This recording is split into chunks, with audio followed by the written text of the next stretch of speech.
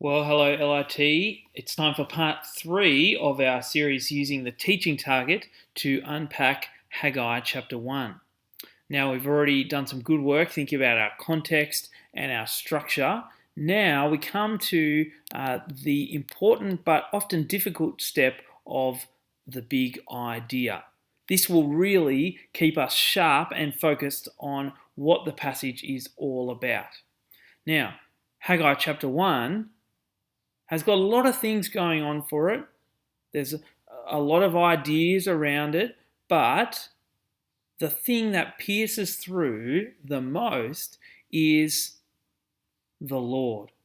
I've made that the subject of my big idea because 15 times it comes up just in this short passage that this is the Lord Almighty speaking. The Lord Almighty says, the Lord their God has spoken to them. They respond to the voice of the Lord their God. It's actually not really about Haggai at all. We don't even really know who he is. Haggai is the mouthpiece of the Lord Almighty, and he's the one who's speaking.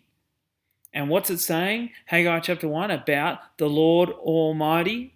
Well, it's saying, don't ignore him or neglect him. Like the people had when they'd neglected to build the temple. God doesn't just want a nice looking building. He wants them to be prioritizing God as the first thing in their lives, not getting comfortable in their own houses. So, the Lord, don't ignore him or neglect him. But also, we see the response at the end that the right way to respond, rather than ignoring and neglecting, is actually to respond with obedience and fear. And so that means they're going to, as the people start building the temple, they're called to action, aren't they? God stirs their heart. And so putting those two together, we get our big idea that we should not neglect the Lord, but instead live for him in obedience and fear.